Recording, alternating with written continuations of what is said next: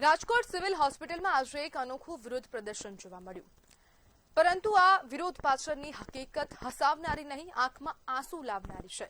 Charlie ચેમ્પ્લિનના વેશમાં એક જાગૃત નાગરિક હોસ્પિટલ પહોંચ્યા, હાથમાં પોસ્ટર લઈને થેલેસેમિયા પીડિત બાળકોની મુશ્કેલીઓ સામે અવાજ ઉઠાવ્યો। બાળકોની સ્થિતિ જોઈને ચાર્લી ચેમ્પ્લિનનું પાત્ર ભજવનાર વ્યક્તિ પણ દુઃખી થઈ ગયા।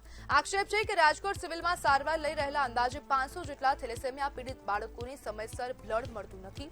એટલું જ નહીં, ડેસ્પેરાલ ઇન્જેક્શન અને કેલ્ફર દવા પણ ઉપલબ્ધ ન હોવાની ફરિયાદ છે। સૌથી ગંભીર બાબત એ છે કે બ્લડ ચડાવતી વખતે ઉપયોગમાં આવતું એલઆર મશીન કામ કરતું ન હોવાના કારણે બાળકોને માથું દુખવું અને કળતર જેવી સાઇડ ઇફેક્ટ થઈ રહી છે।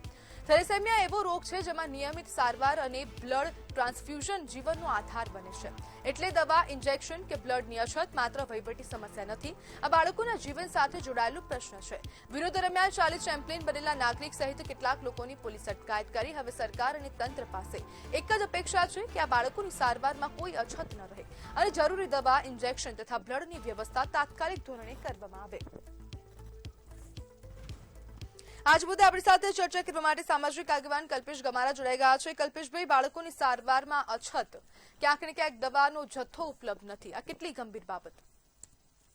જી, ખાસ કરીને જે થેલેસેમિયા જે બીમારી છે, રાજકોટ જિલ્લાની વાત કરીએ તો 750 બાળકો છે અને સિવિલ હોસ્પિટલની અંદર 500 જેવા બાળકો ત્યાં બ્લડ ચડાવે છે, પરંતુ દવા જે છે ને એ 750 બાળકો સિવિલ હોસ્પિટલમાંથી જ લે છે।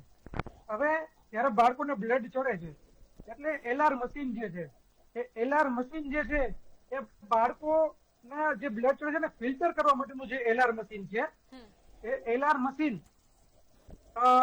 એની બાળકોને બ્લડ જો ફિલ્ટર ન ચડે તો બાળકોને રિએક્શન આવે, એટલે કે તાઢ ચડવી, એકદમ માથામાં દુખાવો થવો, શરીરે ખજવાળ આવી, આવા બધા એને રિએક્શન આવતા હોય છે। સિવિલમાં આટલું મોંઘું એલઆર મશીન તો છે, પરંતુ સિવિલ પાસે એની બેગ નથી, એલઆર મશીનની બેગ સિવિલ પાસે અવેલેબલ નથી, એટલા માટે બાળકોને એક હેરાનગતિ થતી હોય છે। બીજી વસ્તુ કે જે દવા છે, જે દવા એ બાળકોને મળતી નથી, કેલ્ફર દવા એને મળતી હોય છે, બ્લડની સાથે જે ચેરિટીન જે એનું જમા થતું જાય બોડીમાં, એ દવા પણ એમને મળતી નથી અને સાથે સાથે ઇન્જેક્શન એમને જે લેવાના હોય છે એ ઇન્જેક્શન પણ એમને મળતા નથી।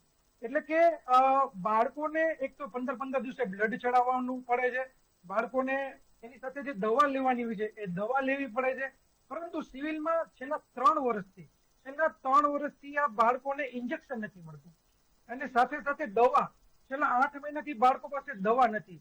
હવે થાય છે એવું કે જો એને દવા અને ઇન્જેક્શન જો એમને ન મળે તો જે બ્લડની સાથે એના શરીરમાં જે એક્સ્ટ્રા આયરન આવે છે, જે ફેરેટિન છે, એનું લેવલ વધતું જાય, એટલે કે એના હાર્ટમાં, એના લીવરમાં, એના બધા શરીરના અંગોમાં, અંદર આંતરિક અંગોમાં બધું જમા થાય અને ધીમે ધીમે એ વસ્તુને ડેમેજ કરે।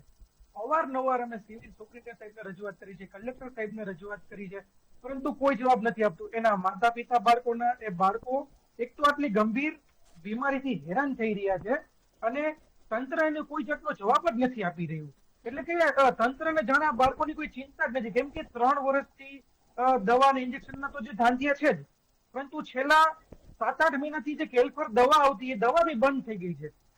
અને એક પ્રશ્ન એવો પણ છે કે મોટા ભાગના જે બ્લડ કેમ્પો છે, મોટા ભાગના એ થેલેસેમિયા પીડિત બાળકોના નામે જ થતા હોય છે।